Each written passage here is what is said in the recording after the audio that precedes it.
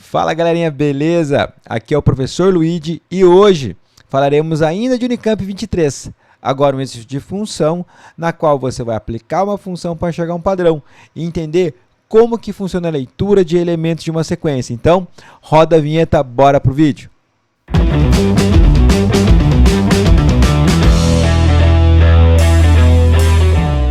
Antes de começar, não esqueça de deixar o seu like, se inscrever no canal e ativar o sininho para as notificações de novos vídeos. Temos vídeos toda semana. E não deixe de compartilhar e divulgar com os colegas. Isso ajuda a gente pra caramba. A gente está começando o canal, tá? Tem tudo para ser um canal bem legal. Então, bora para a resolução? Para não perder o costume, vamos entender primeiro o enunciado, né? Leitura. Olha só. Unicamp 23. Luigi, eu já vi esse enunciado antes. Sim, já deve ter visto. Na questão de função inversa que a gente fez há pouco tempo. O começo do texto é o mesmo. Então, mesmo assim, vamos começar. Uma transformação de Möbius é o quociente de polinômio de grau 1. Essas transformações são muito importantes em computação gráfica e também na área de engenharia conhecida como processamento de sinais. Considere a função. Então, até agora é só leitura. A função que importa é essa função aqui, que a gente já viu lá na aula da inversa. Então, vamos ver com calma de novo. X pertence aos reais. Isso daqui já comentei e vou repetir. É só formalização para que você não tenha como falar, olha, dá para dividir por zero. Não dá, isso aqui não faz parte do domínio. É só condicional, então não se preocupa tanto isso com a questão. Que é a versão mais simplificada de uma transformação de Möbius. Considere a sequência x1, x2 e etc. Definida por o x1 vale 6. E para cada n maior ou igual que 1, temos que o xn mais 1 é igual ao f de xn. Já ensino como você deve traduzir isso. Ou seja, o x1 vale 6, o x2 é o x1 aplicado na função, que vale 7 quintos, x3, f de x2, assim vai seguindo. Então, a soma dos 100 primeiros termos da sequência vale. Quando você pega uma questão desse tipo, você espera você tem algumas expectativas em relação à questão. Primeiro, ou a questão vai ter um padrão de valores, que você vai encontrar esse padrão e vai conseguir resolver, ou esse cara vai cair em alguma progressão. Por exemplo, uma progressão aritmética, uma progressão geométrica, na qual você sabe calcular a soma. E como que você vai definir isso? Você vai aplicar a função e ver se você consegue perceber essa relação que ele está propondo. Vamos analisar. Primeira coisa você entender elemento de sequência. O que é importante, parece que é bobo, mas é importante. Então, olha só, entender como se fosse um elemento de uma sequência. Isso é meio geral, serve para PA e para PG também, tudo bem? De uma sequência. Olha como a gente vai traduzir isso. É bem simples. O elemento de uma sequência, ele é composto de algumas partes. Ele é uma letrinha, no caso é x. Embaixo dessa letra vem um númerozinho, é um índice. Então, esse cara aqui é uma letra minúscula qualquer, pode ser qualquer letrinha, uma letra, pode ser A, B, C. Geralmente na PA e na PG a gente usa o Azinho, aqui a gente está usando o X. E esse carinha que é o índice, ele é a posição. Então, eu tenho a posição ocupada pelo elemento, e eu tenho a letra que representa, essa pequena letrinha aqui. Agora, isso tudo, essa dupla forma o elemento. Então, o elemento é a letra que eu representa mais o índice. Esse índice que é a posição, você tem que entender que ele é um número natural. Ele pertence aos naturais não nulos. Então, ele é primeira posição, xn1 é a primeira posição, n2 a segunda posição, assim seguindo. Então, quando ele coloca para você lá no texto a posição x n mais 1, significa que esse cara está a uma posição à frente do xn. Então, se o n for 2, ele é 3. Se o n for 4, xn menos 1 a posição é 5, e assim vai seguindo.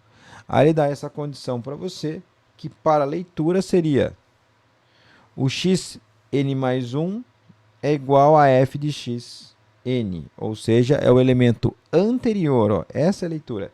Esse cara está numa posição anterior a esse. Só isso que eu preciso saber. Então, simbora para a resolução. Uma vez que eu defini isso, vamos ver a função que ele me forneceu, que é x mais 1 sobre x menos 1. Então, a função está aqui. Ó. Eu vou usar ela para o cálculo. f de x é igual a x mais 1 dividido por x menos 1. Uma vez que isso está definido, eu vou enxergar os valores que ele me forneceu. Ele afirmou, está lá no texto, que o primeiro elemento dessa sequência é o x que ocupa a posição 1, ele é igual a 6. E isso é algo fornecido pelo exercício. Ele também forneceu, foi bem bonzinho, ele forneceu o x2. Ele falou que o x2 é o x1 aplicado na sequência, ou seja, o f de 6. E ele já deu o resultado. E faz sentido, né? Porque se eu coloco 6 aqui, 6 com 1 dá 7. Se eu coloco 6 aqui, 6 menos 1 dá 5. A gente nem precisou calcular. Ele já falou que é 7 sobre 5. A partir daí, ele não deu mais nada. Como eu disse, a gente espera encontrar uma sequência com algum determinado padrão. E se a gente consegue definir esse padrão, a gente consegue calcular a soma. Ele quer a soma dos 100 primeiros, então vamos verificar. Eu vou calcular o x3 e o x4 e vou verificar se eu consigo encontrar uma relação entre eles. Calculando o x3. O que é o x3? Pela descrição feita pelo problema, temos a seguinte condicional. Que o x3, ele é quem?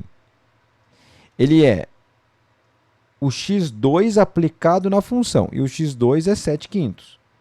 Então, eu vou colocar 7 sobre 5 no lugar do x.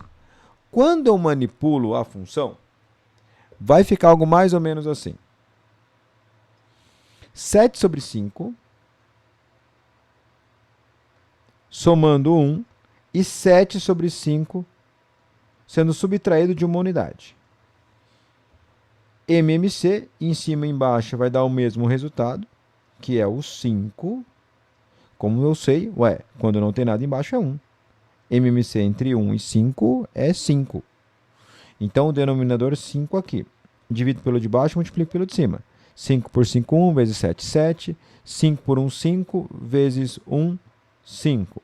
Olha lá embaixo, vai dar 5 também. 5 por 5, vezes 1, 7.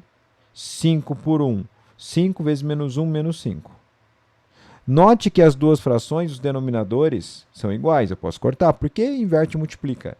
E o que resta? Olha que interessante esse resultado. Em cima vai dar 12. Embaixo vai dar 2. Ou seja, 6. O x3 é 6. Ah, então dá para calcular x4. Claro! Quando eu vou pegar o x4, ele vai ser quem? Ele vai ser o f de x3, que é 6. Só que o f de 6 eu já sei. Ele já deu essa informação. É 7/5. Ah, então se esse cara é 7/5, o x5 vai ser igual ao x3. Sim. O x5, quando eu calcular, ao substituir o valor 7/5 na função, o f de 7/5 eu já calculei no x3. Esse cara vai dar 6. E vai ficar oscilando entre esses dois valores. Conclusão. Eu encontrei o seguinte padrão. Quando eu pego o x nas posições ímpares, eu sei que o x1 é igual ao x3, que é igual ao x5, até o último termo ímpar, entre os 100 primeiros, que é o x99. Todos eles valem 6. Os elementos nas posições pares, eles seguem a mesma lógica, só que o valor é outro. x2, x4, até o x100. Esses carinhas, todos valem 7 sobre 5. Eu quero fazer a soma de todo mundo. Como são 100 termos, eu tenho 50 termos em posições ímpares e 50 termos em posições pares.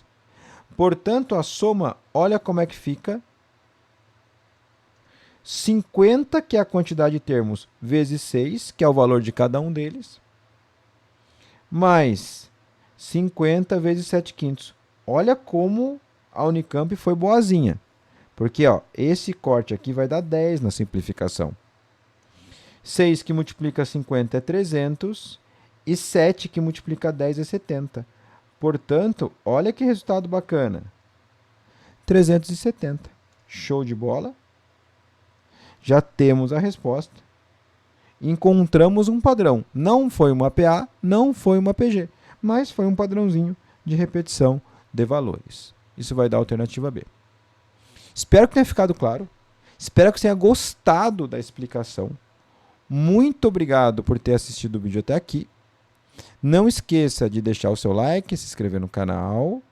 E, de novo, sempre falo isso, cara. Estuda. Se torne a melhor pessoa que você pode. Todo mundo sai ganhando com isso. Todo mundo. Então, forte abraço. Obrigado. É nós que voa. Bruxão.